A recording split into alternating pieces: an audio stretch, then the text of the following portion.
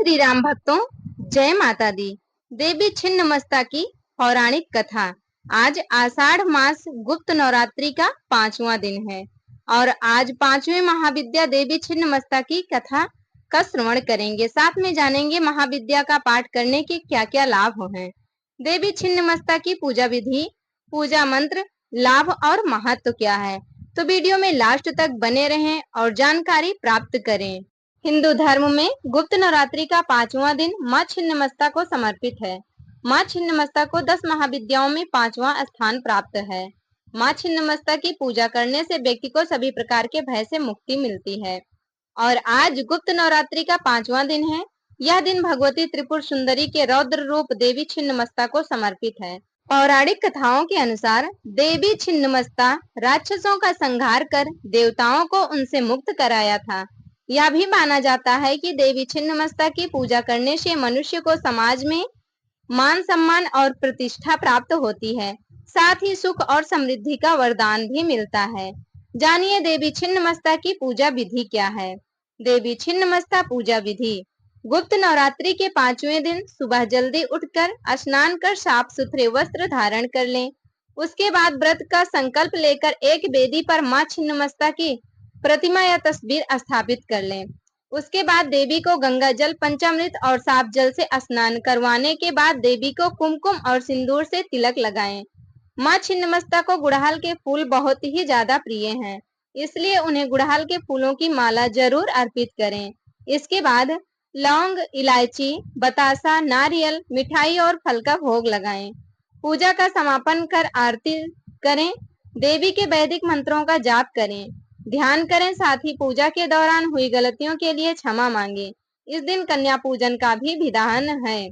आइए अब देवी छिन्नमस्ता की कथा का श्रवण करते हैं, जिसमें 2 प्रकार से देवी के स्वरूप बताए गए हैं। दोनों कथाओं का श्रवण करेंगे। उससे पहले आप लोगों से निवेदन है कि आप लोग हमारी वीडियो को लाइक कर दें, चैनल पर नए हो तो सब्सक्राइब कर लें। माँ छिन्नमस्ता की कथा। पौराणिक कथा के अनुसार प्राचीन काल में छोटा नागपुर में रज नामक एक राजा थे। राजा की पत्नी का नाम रूपमा था। इन्हीं दोनों के नाम से इस स्थान का नाम रजरूपमा पड़ा, जो बाद में रजरप्पा हो गया। एक कथा के अनुसार एक बार पूर्णिमा की रात में शिकार की खोज में राजा दामोदर और भैरवी नदी के संगम स्थल पर पहुंचे। रात्रि विश्राम के दौरान राजा ने स्वप्न में लाल वस्त्र धारण किए तेज मुखमंडल वाली एक कन्या देखी।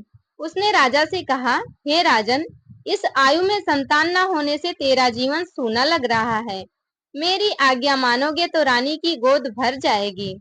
राजा की आंखें खुली तो वे इधर उधर भटकने लगे। इस बीच उनकी आंखें स्वप्न में दिखी कन्या से जा मिली।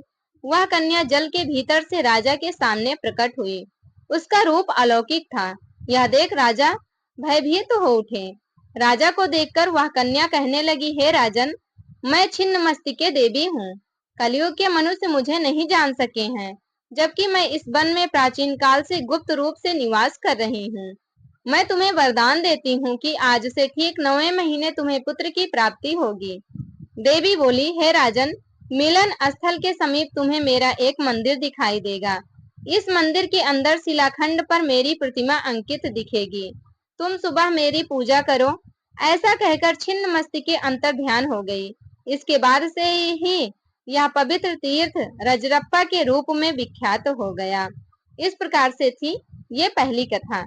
आइए अब जानते हैं माँ भगवती की दूसरी कथा के बारे में। पौराणिक कथाओं के अनुसार एक बार माँ भगवती अपने सखियों के साथ मंदाकिनी नदी में स्नान ध्यान कर रही थी। उसी समय माता की सहेलियां को बहुत भूख लगने लगी। भूख की पीड़ा के कारण दोनों साथियों के चेहरे पीले पड़ गए।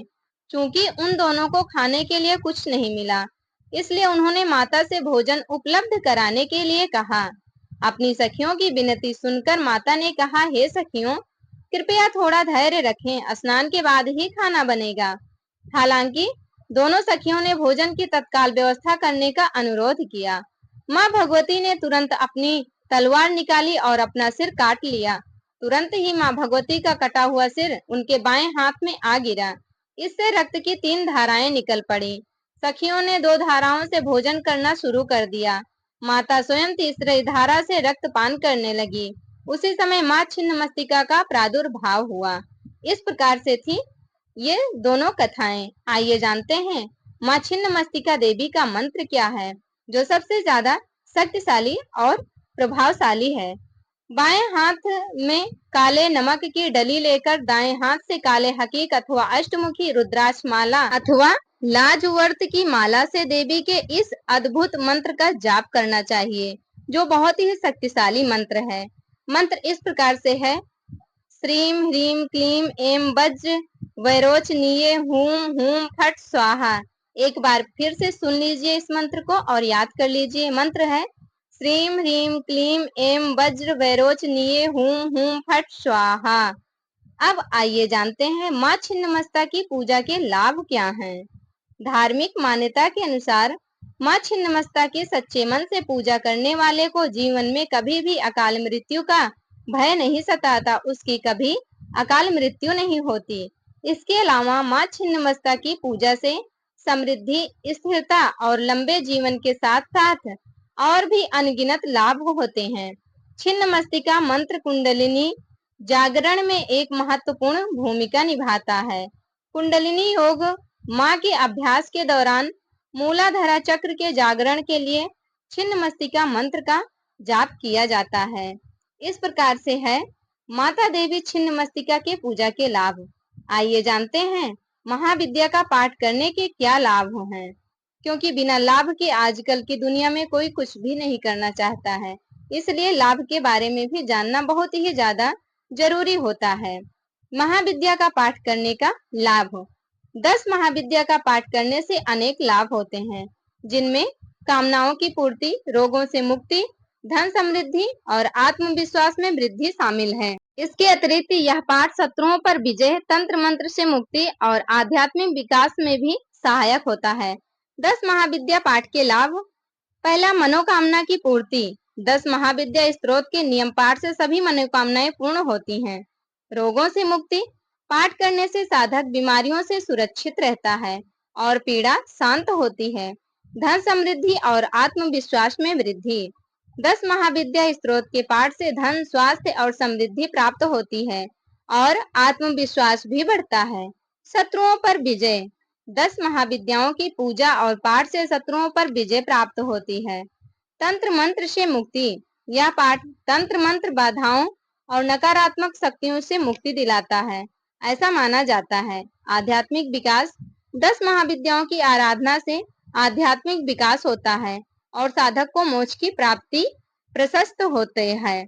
तो इस प्रकार से था महाविद्या पाठ करने के लाभ। क्या आप लोगों को पता है कि देवी छिन्नमस्ता के सर क्यों कटे हुए हैं? क्योंकि जब उन्होंने अपनी सखियों की भूख शांत करना चाहा, तब अपना सर ही काटा था, इसलिए उनका सर कटा हुआ दिखाई देता है और बाएं हाथ में उनका सर दिखाई पड़ता है। माता ने अपने सर को काटकर ही अपनी सखियों की भूख मिटाई थी और साथ में स्वयं भी भोजन ग्रहण की थी, इसलिए उनका सर सदैव कटा रहता है। देवी छिन्नमस्तिके बहुत ही शक्तिशाली देवी हैं, इसलिए उनकी पूजा अनिवार्य होती है। जो लोग गुप्त नवरात्रि का व्रत रखते हैं या फिर गुप्त नवरात्रि की कथा सुनते हैं, उनके लिए बहुत ही ज्यादा लाभदायक है। यदि आप लोग व्रत नहीं रख सकते हैं तो गुप्त नवरात्रि में 10 महाविद्याओं की कथा अवश्य ही श्रवण करनी चाहिए। कथा श्रवण करने में क्या जाता है, 5-6 मिनट की कथा होती है या फिर 10 मिनट की होती है। आप लोग श्रवण करके माता रानी का आशीर्वाद प्राप्त कर सकते हैं। 5वां दिन पूर्ण रूप से देवी छिन्नमस्तिका, जिन्हें चिंतापूर्ति देवी के नाम से भी जाना जाता है। छिन्नमस्तिका और चिंतापूर्ति देवी एक ही हैं। ज्यादातर लोग इनको चिंतापूर्ति देवी के नाम से ही जानते हैं। छिन्नमस्तिका के नाम से बहुत ही कम लोग जानते हैं। हालांकि इनकी पूजा गुप्त नवरात्रि में होती है, इसलिए बहुत सारे भक्तों को इनकी कथा के बारे में या इनकी पूजा के बारे में नहीं पता होता है। लेकिन कहते हैं ना, जो लोग भक्ति से जुड़े होते हैं वे हर चीज का समाधान ढूंढ ही लेते हैं। कब क्या होता है और कब नवरात्रि पड़ती है, कब अधिक मास पड़ता है, कब कौन सा व्रत पड़ता है, भक्ति से जुड़े लोग इन सब चीजों के बारे में अधिक ज्यादा जानकारी रखते हैं। जानकारी संपूर्ण हुई। वीडियो अच्छी लगी होगी तो लाइक कर देना, चैनल पर नए होंगे तो सब्सक्राइब कर लेना। ये वीडियो यहीं तक थी, मिलेंगे कल फिर से नई वीडियो में और 10 महाविद्याओं की कथा के साथ। तब तक के लिए प्रेम से बोलिए जय माता दी।